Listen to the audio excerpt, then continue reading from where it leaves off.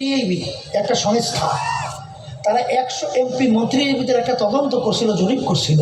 এই বাংলাদেশে 100 এমপি মন্ত্রীদের মধ্যে 97 জনের মতো এমপি মন্ত্রী পাওয়া গেছে চোর।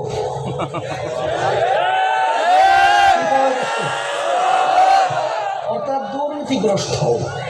কয়জন? এখন অনেকে বলতে পারে হুজুর 3 জন তো ভালো ছিল, তাহলে 3 জনও বলে চোর, একটু কম চোর। এটা কিন্তু আমরা তদন্ত করি না, বিদেশি একটা সংস্থা। 100 জনের ভিতরে 100 জনই দুর্নীতিগ্রস্ত চোর। আমাদের গরিব ভাইরা, বিশেষ করে বাংলাদেশ চলে, বিশেষ করে উল্লেখযোগ্য কৃষক ভাইরা অর্থ উপার্জন করে, আবার রাস্তায় রিক্সাওয়ালা ভাইরা অর্থ উপার্জন করে, আমার শ্রমিক ভাইরা অর্থ উপার্জন করে। বিদেশে আমার ভাইরা এই রৌদ্রের ভিতরে চামড়া পরে কালো হয়ে যায়, রেমিটেন্স পাঠায়, সেই অনুযায়ী দেশ চলে। আর মাঝখানে এক শ্রেণী, ওরা 11%, ওরা ওই ক্ষমতার চেয়ারে বৈশা আমাদের টাকা তো এই দেশের ভিতরে সংগ্রহ তো দূরের কথা, আমাদের দেশের টাকা ওরা বিদেশে পাচার করে। কথা ঠিক নেবে? ঠিক। এই যে আওয়ামী লীগের সময় ভূমিমন্ত্রী, শুধু তার একা 3টা দেশের মধ্যে বাড়ির সন্ধান পাওয়া গেল 620টার মতো বাড়ি।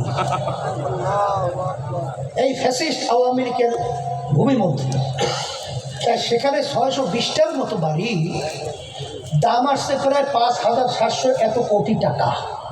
কিন্তু আমার কথা না, কিন্তু পত্রিকা রিপোর্টে আসছে। আচ্ছা বলেন তো, এই প্রথম আলো পত্রিকায় কিন্তু এই রিপোর্ট আসছে। তাই সেখানে এই যে 5,700 কোটি টাকা, 620টার মতো বাড়ি, এই যে অর্থ, এসব তার আব্বাই রেখে গেছিল, এইটা সে ওয়ারিস হিসেবে পাইছে, ওই টাকাতেই তো বাড়ি করছে। তাতে দাদায় রেখে গেছিল, এই টাকা কাঁদে আপনার ঘাম ঝরানো এই গরিব শ্রেণী আমার বাজানদের, এবং বিদেশে রোদ্রে পুইরা এই টাকা বাংলাদেশে পাঠায়। সেই টাকাগুলো ক্ষমতার মসনদে বসে তারপর বিদেশে পাচার করে এরকম 620টার মতো বাড়ি তৈরি করে। এই কথা ঠিক কিনা? ওরা হইল ভোগী, আমরা হইলাম ত্যাগী। ওরা হইল ক্ষমতা প্রেমী, আমরা হইলাম দেশপ্রেমী। এই জন্য অনেক সময় বলে থাকি যে আব্দুল হামিদ সাহেব আওয়ামী লীগের সময় প্রেসিডেন্ট ছিল, যখন আমাদেরকে আহ্বান করেছিল সংলাপের জন্যে, তখন আমিও গেছিলাম প্রেসিডেন্ট ভবনে। তাই সেখানে প্রেসিডেন্টের পাশে এরকম পাশাপাশি বসা। তখন আমাদের একজন লোক বলতেছে যে প্রেসিডেন্ট সাহেব, আপনার একটা কথা আমরা বিভিন্ন জায়গায় উদ্ধৃতি হিসাবে এটা আমরা আলোচনা রাখি। কি কথা? বলে আপনি বলেছিলেন যে প্রতি বছর বাংলাদেশে যে টাকা দুর্নীতি হয়, চুরি হয়, এই দুর্নীতির টাকা দিয়ে পদ্মা সেতুর মতো একটা সেতু প্রতি বছর তৈরি করা যায়। তখন তিনি বলছিলেন, আমি একটা বলিনি, আমি 2টা পদ্মা সেতুর কথা বলছি। তাহলে এই কথাগুলো আমি বলার একটা উদ্দেশ্য আছে। সেই উদ্দেশ্য হলো এই যে 53 বছর শেষ হলো, 54 বছর চলছে। আমাদের দেশটা স্বাধীন হলো, রক্ত দিল, জীবন দিল, মায়ের কোন সন্তান হারা হলো লক্ষ লক্ষ মানুষ। না কথা ঠিক না ঠিক? সেখানে আপনার এই দেশকে নিয়ে আমাদের একটা ভাবনা চিন্তা আছে না নাই? একটা ইউনিয়নের অংশ আমাদের দেশ নিয়ে নাই না নাই? কিন্তু যারা পরিচালনা করলো এই 53 বছরে এই দেশটাকে, এত সুন্দর দেশটাকে, এর একবার দুইবার নয়, তাম দুনিয়ার মধ্যে 5 বার চোরের দিক থেকে তাম দুনিয়ার ভিতরে ফার্স্ট বানিয়েছে। এদের পরিচালনায় হাজার হাজার মায়ের সন্তান হারা হয়েছে। এদের পরিচালনায় এই বাংলাদেশ থেকে টাকা পাচার করে কানাডা সহ বিভিন্ন জায়গায় বেগম পাড়া তৈরি করেছে। এদের পরিচালনায় আমাদের স্বাধীন দেশটা আমরা পরাধীনতার জিনজিরের মধ্যে 54 বছর পর্যন্ত আবদ্ধ ছিলাম। কথা ঠিক না ঠিক? মানে আজকে আমরা চিল্লাইতেছি, আজকে কওমি মাদ্রাসা ঘোষণাপত্রের ভিতরে দাবি শিক্ষা সিলেবাসের মধ্যে ইসলাম বিদ্বেষী, ইসলাম বিরোধী সেই কথাগুলো উঠিয়ে দিতে হবে। সেখানে ঢুকানো যাবে না, সেখানে ইসলামী শিক্ষা চালু করতে হবে। কাকে বলছেন, কে করবে? আমরা তো দেখেছি যারাই এসেছে তারাই ইসলামের উপরে নাম ব্যবহার করে ইসলামকে জবাই করে। কি বাস্তব না বাস্তব? বাস্তব না বাস্তব? এই যে দেখেন অন্তর্বর্তীকালীন সরকার, যে কোনো বাংলাদেশের জনগণের ভোটে সরকার নয়, এরা আসার পরে বিশেষ করে কারবার খালাস করছিল একটা নারী নীতি, আর একটা হইল প্রাইমারি লেভেলে প্রায় 62 না 63 না 66,000-এর মতো শিক্ষক শিক্ষিকা সেখানে নিয়োগ দেবে। বাচ্চাদেরকে ড্যান্স শিখাবে, নাচ শিখাবে, গান শিখাবে, যৌনচর শিখাবে। আলহামদুলিল্লাহ আজকে আমরা রাজপথে থাকার কারণে আল্লাহর খাস মেহেরবানিতে একটাও বাস্তবায়ন করতে দেই নাই এবং করতে দেওয়া হবে না।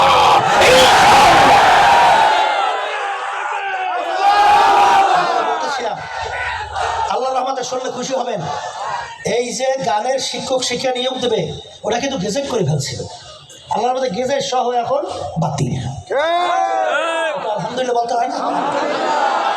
এবং নারী নীতি যেখানে শুরু করছে, যদি আপনারা শোনেন পড়েন, কখনো সুস্থ মানে সুস্থ থাকার কথা না, এত ভয়াবহ।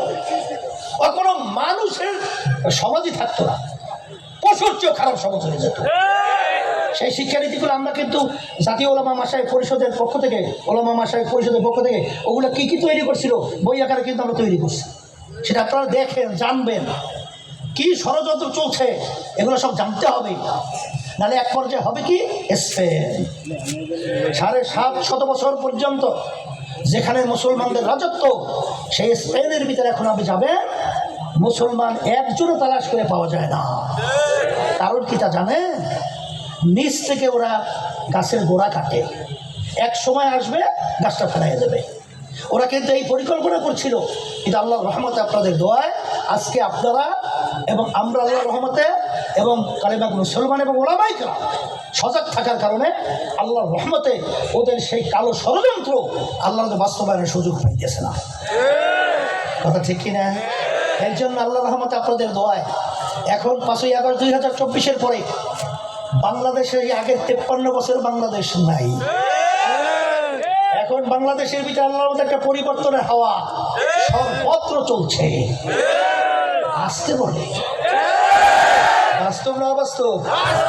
আরে আমার কাছে তো আপনাদের চেয়ে বেশি খবর থাকার কথা, কারণ যেহেতু সারা বাংলাদেশে এমন কোনো জায়গা নাই বলতে গেলে সেখানে আল্লাহর রহমতে আমি সফর করি না। এবং সারা বাংলাদেশের অবস্থানটা তো আমার সামনে সবসময় 24 ঘন্টা আল্লাহর রহমতে উঠতে থাকে, নামতে থাকে, দেখতে থাকি, বলতে থাকি। কথা ঠিক কিনা? অবস্থা ইসলামের পক্ষে জমিন উর্বর, ইসলামের পক্ষে জমিন উর্বর।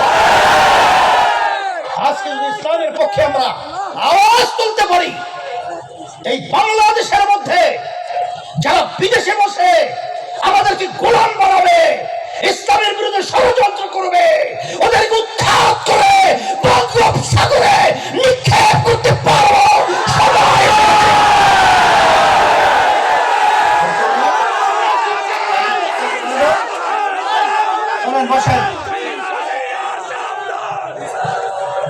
আপনারা তো গোপনীয় খবর কিছু জানেন না। এই বাংলাদেশে টাকা কিছু লোকের কাছে কুক্ষিগত, এই বাংলাদেশের টাকা কিছু লোকদের কাছে কুক্ষিগত অবস্থায় আছে। আর আজকে আমাদের সংসার পরিচালনা করতে আমাদের ঘাম ছুটে যায়, মাথার ঘাম পায়ে পড়ে। আজকে কয় মাস রাস্তাতে গেলাম, ঠিক মতো তারা চলতে পারছে না। আমি সেদিনকার বলছিলাম, সালাউদ্দিন যখন পাশে ছিল তাকে ইঙ্গিত করে কইয়া পরে পরে শব্দ বুঝি না, এখন সব করতে হবে, পরে শব্দ নাই। ও ধোকাবাজি আমরা দেখেছি, আর দেখতে চাই না। এটা পরিষ্কার বলছি। এই জন্য আমি পরিষ্কার বলছি, আল্লাহর রহমতে আপনাদের দোয়ায় এখন কিন্তু একটা পরিবেশ তৈরি হয়েছে। এই ফসল কিন্তু আমাদের ঘরে উঠাতে হবে, এই ফসল আমাদের ঘরে উঠাতে হবে। এবং আল্লাহর রহমতে ফসল উঠাবার পরিবেশ তৈরি হয়ে গেছে। এখন আপনি আর আমি যদি নাকে তৈল দিয়ে ঘুমাই, তাহলে ঘরের সব সম্পদ কিন্তু অন্যত্র চুরি হয়ে যাবে। ওই যে গ্রামে একটা কথা বলে সবসময়, ঘরের ভিতরে চোর ঢুকছে, স্ত্রী বলতেছে চোর আসছে, ওঠেন না, বলে দেখি চোরাই কি করে। কথা যদি ওটাকে হাস, কিন্তু বাস্তবতা কিন্তু মোটেও কথা। শেষ পর্যন্ত বাবা বউ নিয়ে যাইতেছে, কি করলেন আপনি, উঠলেন না, সব নিয়ে চলে যাচ্ছে। এখন দৌড়ে লিখে আর সম্পদ হওয়া যায়?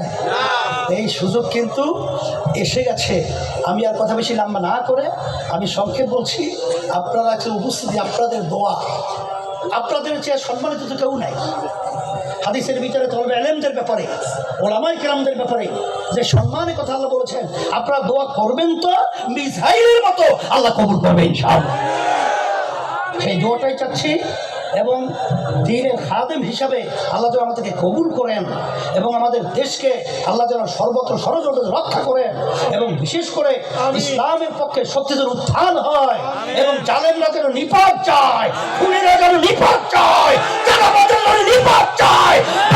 জমিনের মধ্যে চাঁদাবাজদেরকে, খুনিদেরকে, দুষ্প্রাপদেরকে কবর রচনা করতে হবে।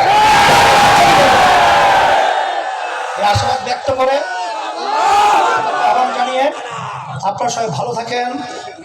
আমরা দোয়া চাই, দোয়া করি আল্লাহ যেন কিয়ামতের ময়দানে একত্রিত হয়ে আল্লাহ যে মেহমানখানা বানায় রাখছেন বেহেশত, আল্লাহ ঢোকার তৌফিক দান করেন। আখির দাওয়ানা আলহামদুলিল্লাহি রাব্বিল আলামিন।